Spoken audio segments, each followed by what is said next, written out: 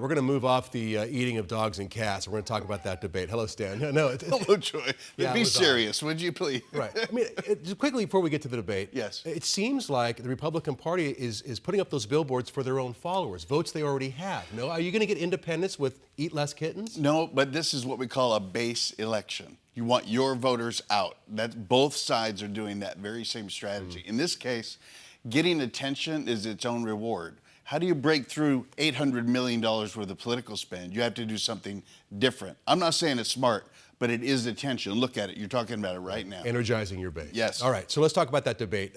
Clear winner last night between Kamala Harris and Donald Trump. Yeah, I think she had the better night for sure. You could call it a clear winner. Trump was off his game. He was on defense most of the time.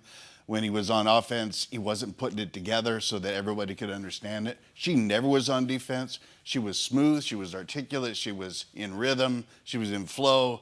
I think she was really happy with the outcome. Was she helped maybe by, I guess, not, I don't want to say lowered expectations, but nobody really knew what to expect from her? And we've been listening to Donald Trump for the last 8-10 years. I think it helped a lot. I mean, my own expectation was, can she do this? And then she stood up and did it well. And so by 5 minutes in, I said, this is not going to be a normal debate for Donald Trump. And by the end of it, Trump was trying to spin straw into gold and talking about how he did great and all that, and how he's not really sure about a second debate the way she wants one. But he must know that it was not his best night. I felt like, as watching it just as a viewer, he maybe was strongest at the end with his closing statement saying, you want to do all these things. Why haven't you done them in the last 3.5 years? Yeah, I know. That was probably his best moment. The other thing, what Kamala Harris did really well, which he should have been forewarned, was that she got under his skin. I mean, she threw things at him that hit him right on his emotional hot button. And instead of just parrying that off and talking about her policy weaknesses, which are real, and when it comes to what Arizonans think about the border and the economy, he's chasing rabbits all over the place. And it sounded incoherent and off message and all kinds of other things. So here we are, 60 days or so? Less than that. And they really are fighting over a little tiny sliver of people. Is this the kind of thing that will sway that sliver of people? Yeah, I don't think so, because I'm not sure the sliver is watching, for one thing. But back to where we started this conversation, it's a base election. I mean, Kamala Harris and Tim Walz are two of the most objectively left-oriented political figures to lead a major party ever, if you're judging their policy positions of the past. And Trump is Trump, and it's already baked in. He's a chaotic, not normal presidential material. And so what is going to be the dominant figure?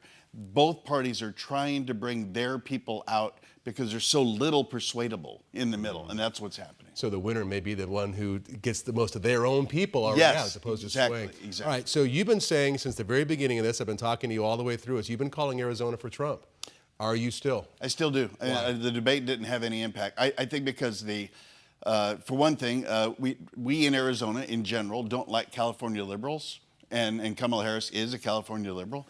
And I think Trump, we already know. And there is a sense of Kamala Harris brings a politic that is left of center, and that wide open border is such a problem for Democratic politicians that they're all trying to run to the right on it. Look at Ruben Gallegos' advertisements on television. He's trying to be tough on the border. Right. Everybody wants to be tough on the border, but it's the administration's problem, and she doesn't have an answer, or she hasn't had one. That's why I think Trump's going to win. We're out of time. Lake, Gallego. Gallego. Big? A win's a win, as they say in football. All right. Well, there you go. You heard it from Stan. Thank you for coming on. You bet. Appreciate it. Tram.